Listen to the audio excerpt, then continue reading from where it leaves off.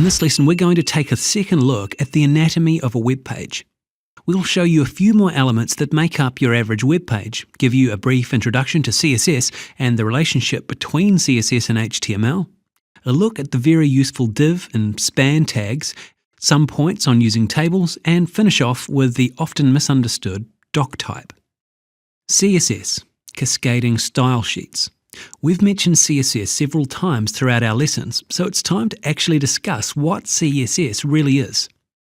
As I said, CSS stands for Cascading Style Sheet. It's the bits of your website where you can say, I want all my headings to be 16 pixels, bold, red, use the Arial font, or I want all my menu boxes to be 200 pixels wide, have a blue border, and hang out on the right-hand side of the page.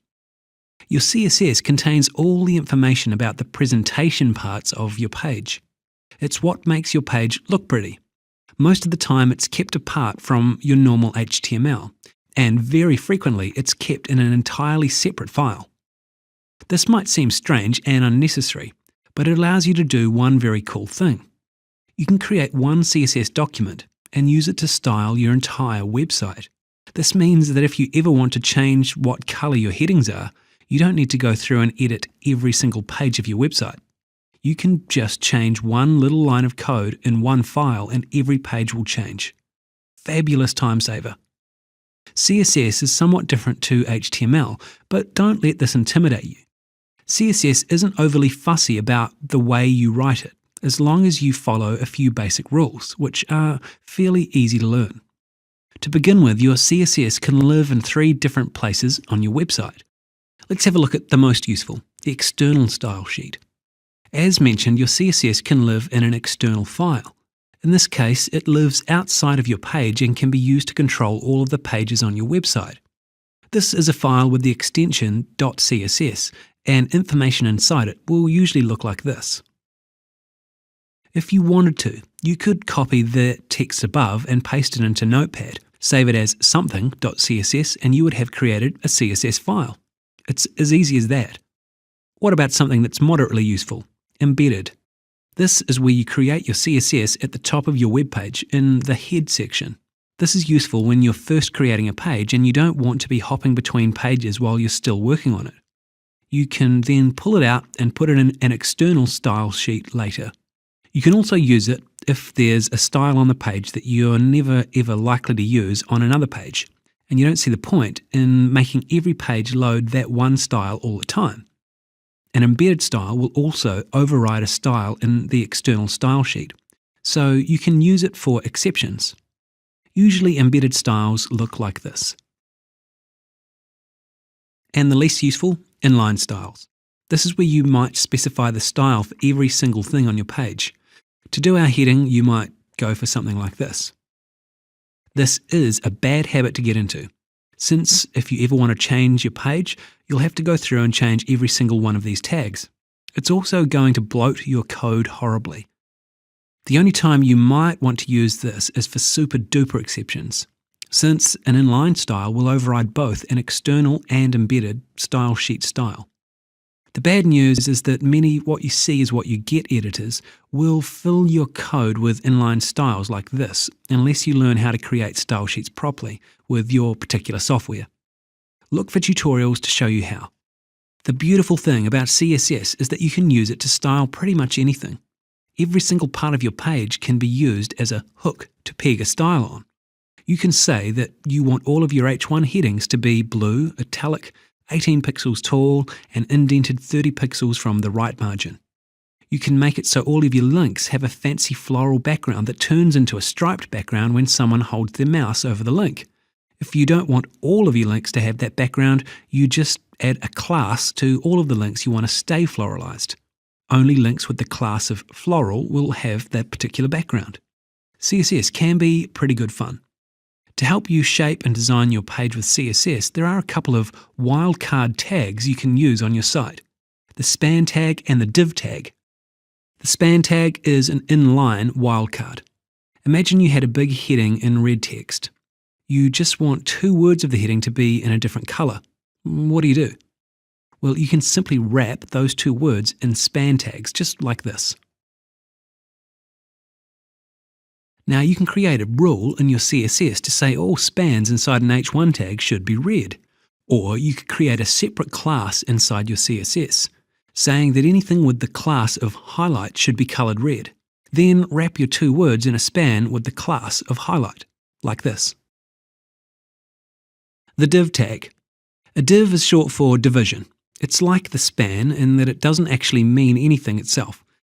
It's like a wildcard, or an invisible box that you can give a background colour, a border, move it to the left or right of your page, give it a background image, whatever you want. Divs are one of the most useful tags you'll use on your page. You can use them to say, this section is the menu, or this section is the article, and then you can style and move those sections however you like. You can distinguish your menu div from your article div by giving the div a class, just like we did before in the heading.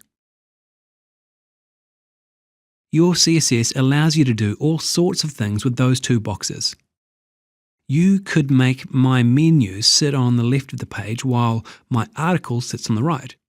You could give my menu 200 pixels wide and my article section 500 pixels wide. You could give my menu a very tasty border that is 2 pixels wide, dotted in red, and you could make my article text easy to read by justifying it. And now onto tables. Now that you've met the div and span, we're going to step back into the last century and talk about that other infamous structure on your average web page, the table. CSS used to be very problematic, with support ranging from broken to non-existent. So tables were the structural tool of choice for web designers, despite it only being intended for displaying tabular data. These days it's much better to use divs in CSS for this purpose, but a lot of people have trouble getting their websites to display the same way in different browsers using divs and CSS.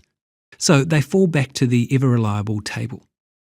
In reality, although web designers will bleat on about the evil of tables, a table or two isn't going to kill your website or completely destroy your chances of succeeding as an affiliate.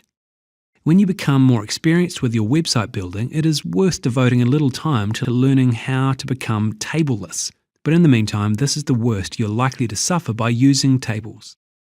It will bloat your code a bit and make your page slower to load. And this can affect your bounce rate, which is the number of people who just hit the back button after clicking through to your page from a search engine listing, and may thereby affect your search engine ranking. However, unless your code is really, really bloated, this effect is likely to be pretty insignificant. The average table doesn't add much more than a couple of kilobytes to your file size.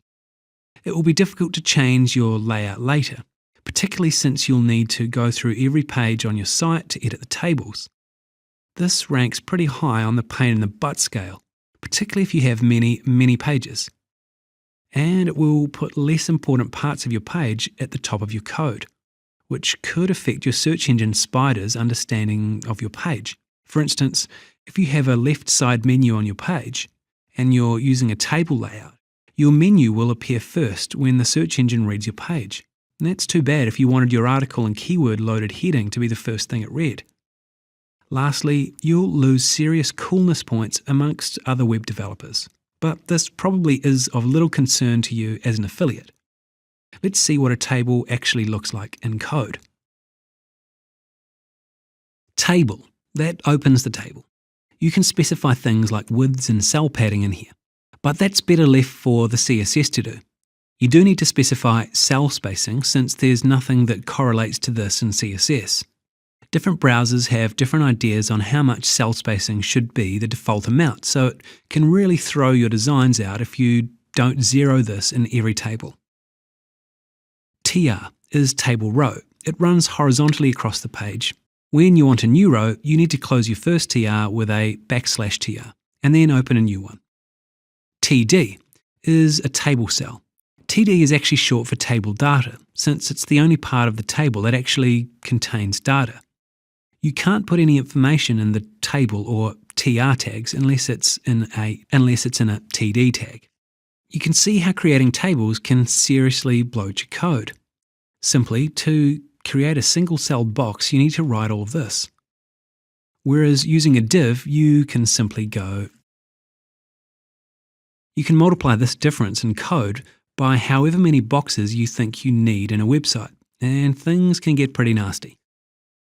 Okay, what is doctype? The last element of the page we're going to discuss now might seem a little confusing, abstract, and downright geeky, but it can have a real impact on the way your page displays. It's also the reason behind many, I can't get my page to look right complaints, so it's a good thing to be aware of. The doctype is the very first line on your page, and traditionally it looked like this. This is a doctype, and doctype is short for Document Type Declaration, and it basically tells the browser which type of HTML or XHTML you've written your page in, and which rules you've obeyed or ignored. Have you closed all of your lowercase tags? Are all of your values enclosed within quote marks? Are they correctly nested as well? By setting your doctype, you give the browser a benchmark against which to understand your page. It tells the browser to render your pages in standards compliant mode, which makes them less susceptible to the various whimsical differences between browsers. This means you can be more confident with your design and spend less time working on hacks to get things to display the same way in Firefox and Internet Explorer, and Safari, and Opera, and Chrome, and so on. Without a valid doctype, your page will be rendered in quirks mode. The browser assumes you don't know what you're doing and tries to render your page in the most backwards compatible way, which can wreak havoc with your carefully crafted design. This is why so many aspiring affiliates have difficulty getting their designs to look the same in different browsers. Each different browser is bringing its own set of rules to the table and is trying to understand your page in the way it knows how. And of course, they all understand it differently. There are quite a few different doctypes. If you're brand new to web design, the one you should probably be using is HTML 4.01 Transitional Doctype. If you've been doing a bit of web design and you know how to check whether your HTML is valid or not, try moving to the strict doctype. Also, if you're interested in keeping up with the times, keeping things simple, and are otherwise not too concerned about older browsers understanding your document, you can now use this simple doctype. When you are specifying your doctype, be careful that you're actually specifying it correctly. Many HTML editors do half the job of specifying a doctype, but don't actually include the full address where the specifications of the doctype are kept. And time for today's lesson summary. Hopefully by now you've got a reasonable idea about what HTML looks like, and you can peek into a source code of a website without being completely confused. In this lesson, we took a quick look at CSS, cascading style sheets, the span tag, the div tag, tables, and the doctype. Anyway, that's all we've got time for. Thanks so much for watching, and I'll see you again soon. Bye for now.